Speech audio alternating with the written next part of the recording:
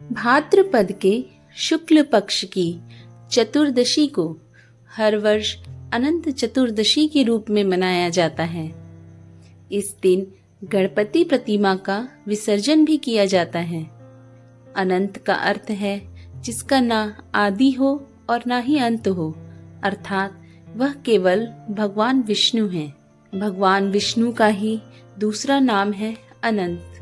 स्वागत है आपका आपके अपने ही YouTube चैनल कथा वृक्ष पर। आइए जानते हैं अनंत चतुर्दशी से जुड़ी पौराणिक कथा। सुमंत नाम का एक ब्राह्मण था। एक सुंदर कन्या के जन्म के बाद उसकी पत्नी की मृत्यु हो गई थी। ब्राह्मण ने दूसरा विवाह कर लिया।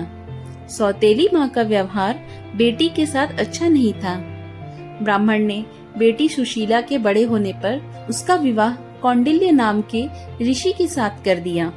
विदाई के समय सौतेली माँ ने बेटी को विदा करते समय एक टोकरी दी, जिसमें सुंदर वस्त्र, फल, मिठाई आदि के स्थानों पर मिट्टी के ढेले और फटे पुराने वस्त्र रख दिए। ऋषि कौंडिल्य अपनी पत्नी सुशीला को लेकर आ रहे थे। रास्ते में वे विश्राम करने लगे। विश्राम करने के लिए एक तालाब के पास रुके। सोचा थोड़ा जलपान आदि कर लें। ऋषि नहाने धोने तालाब के पास चले गए। सुशीला ने टोकरी खोली तो उसमें पकवान की जगह मिट्टी के ढेले देखकर उसका मन घबरा उठा। तभी उसकी नजर सजी धजी कुछ महिलाओं पर पड़ी। मदद के लिए सुशीला उनके पास गई। उसने देखा वे महिलाएं पूजा की तैयारी कर रही थीं। पूछने पर उन्होंने अनंत भगवान की पूजा और अनंत सूत्र के बारे में बताया। सुशीला ने भी पूजा में हिस्सा लिया और सच्चे मन से हाथ पर अनंत सूत्र बांध लिया। मन ही मन प्रार्थना करने लगी, हे अनंत देव, मेरे पिता की लाज रखना। टोकरी में मिट्टी, फटे पुराने कपड़े लेकर ससुराल कैसे जाऊंगी? मेरे कष्ट दूर करो भगवान। ससुराल पहुंचने पर जब टोकरी खोली गई, उसमें सुंदर वस्त्र, फल, मिठाई आदि भरे हुए थे।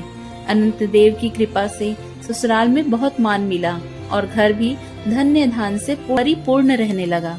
एक दिन ऋषि कौंडिल्य की नजर उसकी बाह पर बंधे अनंत सूत्र पर पड़ी। उन्हें लगा कि उनकी पत्नी ने कुछ जादू टोना करने के लिए डोरा बांधा है। उन्होंने क्रोधित होकर धागा तोड़कर आग में डाल दिया। इससे अनंत भगवान का अपमान हुआ। इस घटना के बाद से ही घर में दुख और दरिद्रता बढ़ने लगी। ऋषि कौंडिल्य कोढ़ बीमारी से ग्रस्त हो गए। उन्होंने सुशीला से कहा कि समझ नहीं आ रहा अचानक ये विपदा क्यों आ रही है। सुशीला ने अनंत भगवान के डोरे के बारे में बताया और कहा कि अनंत भगवान का अपमान हुआ है। ऋषि ने कहा, मैं अनंत भगवान से अपने किए के लिए क्षमा प्रार्थना करूंगा। ऋषि घर से निकलकर जगह जगह घूम अनंत भगवान के बारे में पूछते रहे। उन्होंने निश्चय किया कि जब तक अनंत भगवान से क्षमा नहीं मांग लूंगा, घर वापस नहीं आऊंगा। चलते चलते बेहोश होकर गिर पड़े। ऋषि के निश्चय को जानकर भगवान अनंत ने उन्हें दर्शन दिए और बोले, हे कौंडिल्य, तुम्हारे पश्चाताप के कारण मैं प्रसन्न हूँ। आश्रम जाकर 14 वर्ष तक विधि विधान से अनंत व्रत करो, तुम्हारे सारे कष्ट दूर हो जाएंगे। कौंडिल्य ने वैसा ही किया। इसके पश्चात उनकी तबीयत में सुधार होता गया और वे पूर्ण रूप से स्वस्थ हो गए तथा दरिद्रता भी समाप्त हो गई। बोलो अनंत भगवान की जय।